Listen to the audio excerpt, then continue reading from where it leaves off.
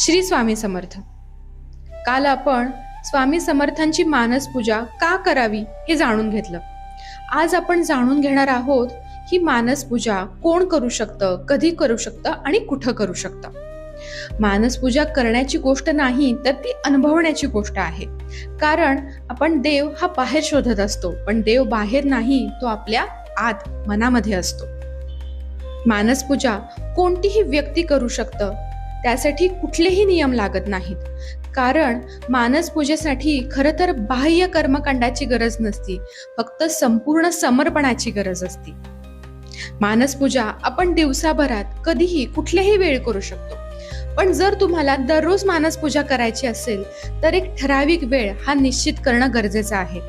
कारण आपण जेव्हा मानस पूजा करत असतो तेव्हा स्वामी समर्थ स्वतः प्रगट झालेले असतात आणि आपली पूजा स्वीकारत असतात. जर तुम्हाला मानस पूजा करायची असेल तर तुम्ही कुठं बसावं, तर एखाद्या शांत ठिकाणी बसावं आणि एका जागी बसून शांत चित्तानं डोळे मिटून मानस पूजा करावी. जर शक्य असेल तर आपल्या आसपास कोणी नाहीये ना याची देखील काळजी घ्यावी. जर तुम्हाला मानस पूजा कशी करायची हे जाणून घ्यायचं असेल तर उद्याचा माझा शॉर्ट व्हिडिओ अवश्य बघा. आणि त्याचबरोबर जर तुम्हाला मानस पूजा ऐकायची असेल तर माझ्या YouTube चॅनलला व्हिजिट करा. श्री स्वामी समर्थ.